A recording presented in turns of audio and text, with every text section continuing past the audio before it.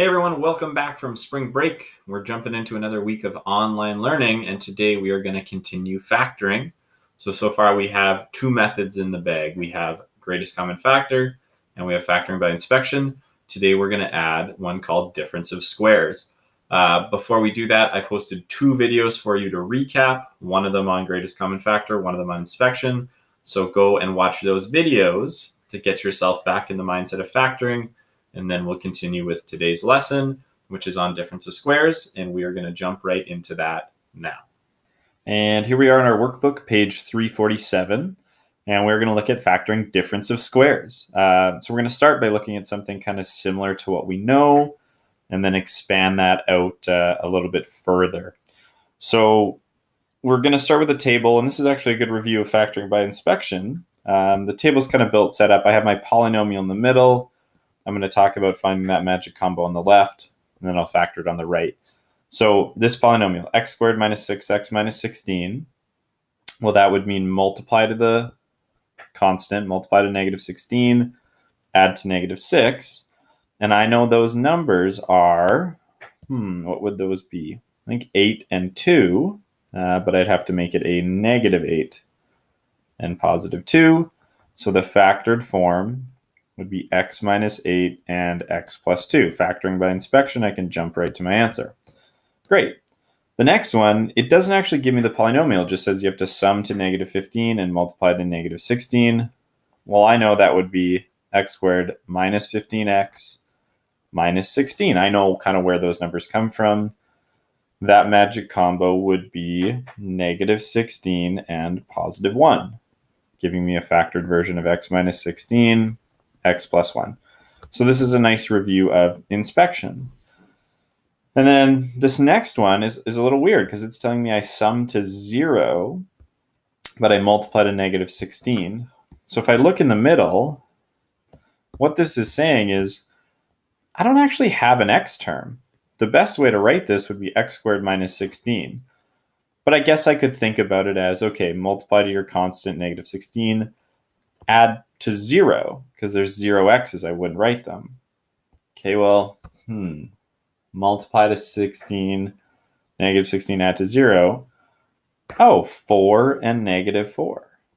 That would work. Okay, for x plus 4 and x minus 4. Those are my two factors. It's kind of interesting. Okay, go to the next one. It says sum to 0 and multiply to negative 64. So that polynomial, that's again like having that 0 x's. So really the best way to write that would be to not even include that. It would just be x squared minus 64. It's kind of convenient. And then you think, okay, well, what multiplies to negative 64 but adds to 0? And what I'm kind of thinking is, well, I'd have to have like the same number but positive and negative. The only way to add to 0 is making a 0 pair. Up 5, but also subtract 5. Add 7, but also subtract 7, right? Add 1, but also subtract 1. So it kind of has to be the same number, but the opposite sign. So for this one, maybe 8 and negative 8. Yeah, absolutely. Multiplies to negative 64. And when I combine them, I get 0. So I'm getting these kind of x plus 8, x minus 8. And above, I got x plus 4, x minus 4. That's kind of interesting. Okay. 0, sum to 0, multiply to negative 25. Well, I'll skip the middle step. That's asking for x squared minus 25. You're 0x. You kind of don't have an x term. Well, I kind of need the same number, so I guess it's like something squared. So you're asking what squared gives me 25? Or I guess the other way to say that would be what's the square root of 25? Then the number's 5. 5 times 5 gives me 25. And I'd have to make one negative. Okay, now it's negative 25. If I add them together, I get 0, so it all works. X minus 5, x plus 5. And I happen to write the minus first this time. It doesn't really matter. Okay. The third row in A shows that the factored form of x squared minus 16 is x minus 4, x plus 4. Yeah, or we wrote it as x plus 4, x minus 4. I know that means the same thing. Okay. Well, can I figure that out for the rest here? Can I look at these examples and kind of figure it out? And absolutely I can. So this is called a difference of squares, and we're going to establish it a little bit more, kind of define it a bit more later on. But what I'm looking at is if I wanted to factor x squared minus 9, I have my x and x like normal. I'm trying to multiply to negative 9 and add to 0 because I don't have a 0 term. And that would be 3 and negative 3. So x minus 3, x plus 3. X squared minus 49. Again, I'd have my x and my x. And I'm thinking, okay, well, what multiplies to negative 49 and then adds to nothing? And this is what we talked about. It has to be the same number. So 7 and 7, because that multiplies to 49. But then one of them would have to be positive, one would have to be negative. So I guess what I'm saying is, I guess I could take the square root of 49 and get 7, or take the square root of 9 and get 3. In the next one, x squared minus 36, square root of 36 is 6. And then I just have to make sure one of my brackets is adding, one of them subtracting. And it actually doesn't matter which one I write as add or subtract as long as there's one of each. And as always with factoring, I could always multiply this out to check. Okay, next one, x squared minus 1. Okay, well, x minus 1, x plus 1. The 1 and negative 1 are going to multiply to negative 1, but then because it's the same number but the opposite sign, they make a 0 pair, and they'll add to 0 because I don't actually have an x term. And finally, it doesn't matter if it's an a. I can do the same thing with a. I'm trying to multiply to negative 100, but then I need them both to be the same. So that number would be 10. So it's a minus 10 plus 10, or you could say plus 10 minus 10. It doesn't matter. Okay. Extend the procedure to factor m squared minus n squared. Okay, so what I am saying is if I have, right, like x squared, my first term squared, subtract a perfect square on the end. 100, 1, 9, 49, 36, all of those were perfect squared. There was something squared, right? 9 is 3 squared. 49 is 7 squared. They were all something squared. And I don't have a middle term. I don't have that kind of add to this. It's add to 0. I can say, okay, I'm going to start with m and m, absolutely. And then it would be plus n in one and minus n in the other. Or if I wanted, it could be minus n plus n. It doesn't matter which way we write it. That's the whole idea. Okay. It says verify your product by expanding it out. Okay, I can do that. Okay. I would multiply the m, and I'd get m squared plus m times n is just mn. Distribute the negative n minus mn minus n squared. And this is what we talk about. That middle term cancels out. You add and subtract the same thing. So really it makes a 0 pair and goes away. So yeah, I do get m squared minus n squared. That's what I started with. Okay. This is called difference of squares. We're going to kind of establish it and make a real definition so that it's easier to talk about moving forward. Okay. It says explain why the b is 0. No, we're actually not going to do that one. Okay. This is called the difference of squares. Here's your definition. Okay. It is just like factoring a normal trinomial, except my b term or my x term, the middle term, is 0. And the c happens to be a negative number. So this is huge. It's called the difference of squares. Difference meaning to subtract. This is not the sum of squares. There's no addition here. Okay, it is the difference, so the subtraction of squares, meaning perfect squares, like 4, 9, 16, 25, 36, all of those perfect squares from last unit. And okay, if I happen to have this, so it is a subtraction and both are perfect squares, I can factor it according to this. Okay,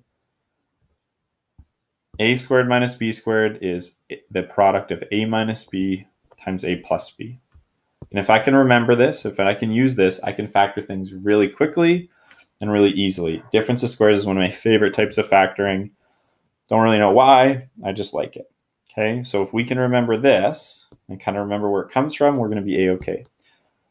The workbook has this diagram. kind of explaining a kind of a visual description or a visual proof of why the difference of squares works. I'm going to make a separate video going into that in more detail. I don't think the workbook has enough detail for it to make sense. So yeah, I'll make a separate video. It'll be an optional video you can watch if you want. It's kind of cool how it all works out, but it doesn't really work just with the paper there. So I'll need some more detail. Okay, let's go on. Let's actually factor. Okay. It says factor the following using the difference of squares method. So what I'm trying to do is I'm trying to determine the square root of both of those pieces. I'm saying this is a squared, so the square root would just be a. It's a times itself. And 4, that's really 2 squared, or the square root of 4 is 2. So this difference of squares, okay, maybe I could write this as a squared minus 2 squared. And I'm going to get a and 2. In one of the brackets it's subtract, in one of the brackets it's plus. Right? A minus 2, a plus 2. Done. So if I can identify what is the thing squared, or I guess what is the square root of what I'm given, I'm totally fine. T squared minus 144. Square root of t is t squared is t. Square root of 144 is 12. So in one of the brackets I have plus 12, in one of the brackets I have minus 12. That's what I'm looking to do. I'm looking to take the square root of both of these things. It is t squared, and this would be 12 squared. Okay, so I don't have to write it that way if I don't want to, but I absolutely can. C, x squared minus y squared, x minus y, x plus y. The thing squared, and then subtract the other thing squared. Always, always, always, always with these, I can test by multiplying it out. Okay, p squared minus 7 squared. Well, this one's already set up perfectly. It's a p squared and a 7 squared. So this would probably be written as p squared minus 49, but I know 49 is just the 7 squared. So I have a subtraction, a difference of 2 perfect squares. P minus 7 and p plus 7. There you go. All righty, well, let's move on. Okay, so those are the basics. Let's move on to some bigger and badder things. It says, okay, a squared minus b squared, we can replace a and b with more complicated things. They can be just a number, they can be just a variable, they could be a monomial, they could be pretty complicated things, and we can actually factor them out. So for instance, 4x squared, well, that's like 2x all squared, and 25, that's just like the 5 squared. So I could bust that into, right? Here's my a value, 2x. Here's my b value, 5. A minus b, so 2x minus 5. And a plus b, 2x plus 5. So if I can identify the thing that's squared, like in this case, 9m squared minus 4n squared. Well, this is like, if I wanted to write this as all something squared, 9 is just 3 squared and m squared.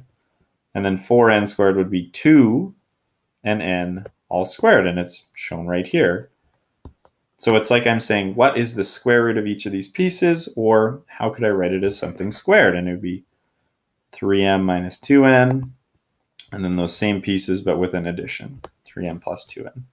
So that's what we can step to, is if I can write them as a square, a perfect square, I can factor it out pretty nicely. All right, let's go. Let's do some factoring. I'll do maybe 1 or 2 of these, and then I'll let you try the rest ahead of me. I'm looking for a difference of squares. So 16t squared minus 49. Kind of the idea is, can I write it as something squared minus something squared, and then it makes it easier to factor. Okay, where I'm going to have a minus in the one bracket, I'm going to have a plus in the other bracket.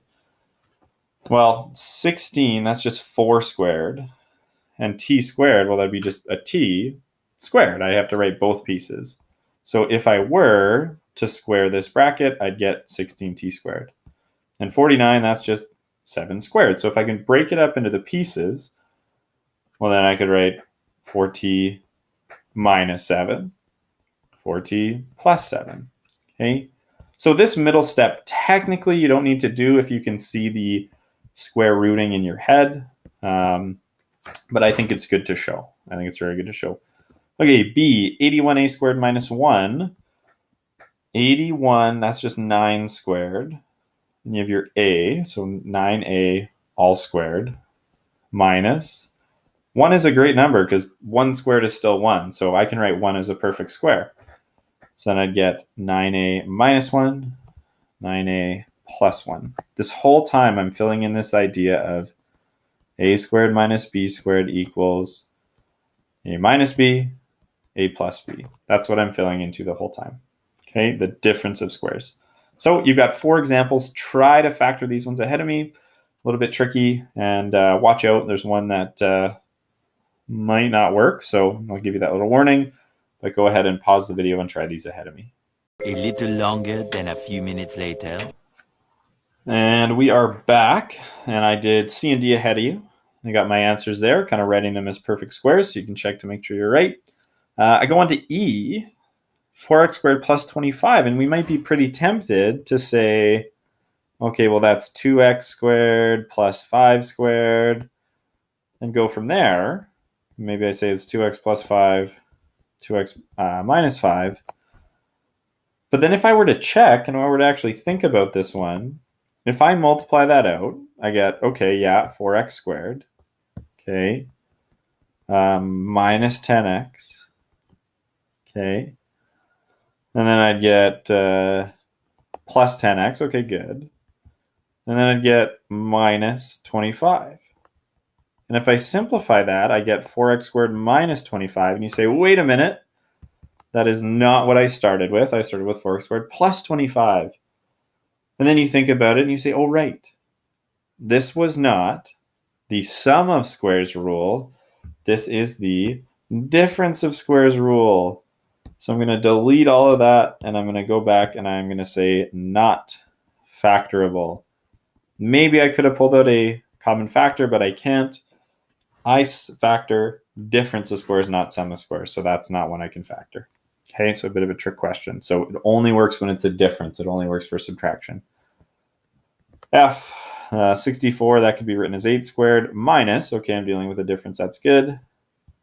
9a squared b squared. Well, 9, the square root of that is 3. So I could say it's like 3 squared.